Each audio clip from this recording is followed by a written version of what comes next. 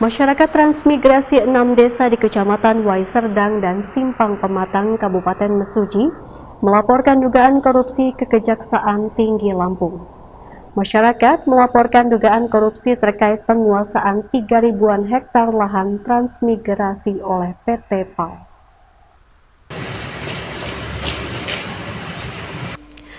Tim kuasa hukum masyarakat 6 desa di Kecamatan Waiserdang dan Simpang Pematang, Kabupaten Mesuji, melaporkan dugaan tindak pidana korupsi terkait penguasaan 3 ribuan hektar lahan transmigrasi oleh PT PAL ke Kejaksaan Tinggi Lampung, Rabu siang.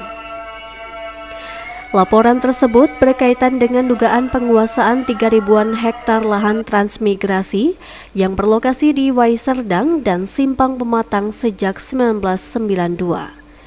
Lahan tersebut kemudian berstatus hak guna usaha pada tahun 1995.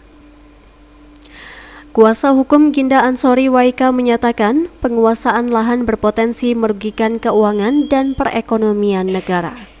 Seharusnya lahan tersebut kembali menjadi tanah negara, namun dikuasai oleh perusahaan. Melaporkan dugaan tindak pidana korupsi PT Pematang Agri Lestari, PT PAL, PT Lambang Jaya Group diduga melakukan tindak pidana korupsi terhadap penguasaan tanah transmigran yang lebih kurang itu 3.000 hektar yang berlokasi di Waiserdang dan Simpang Pematang dari 7 desa.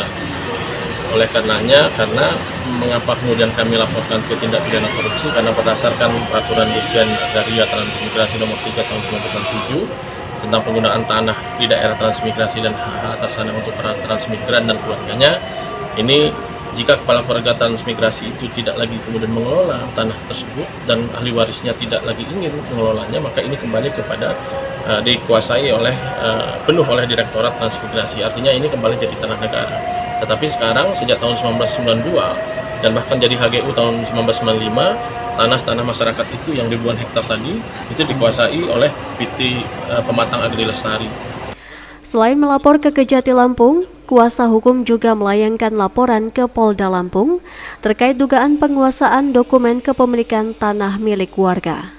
Sertifikat dan dokumen hak atas tanah yang dikumpulkan pada periode 1993 hingga 1997 hingga kini belum dikembalikan ke masyarakat.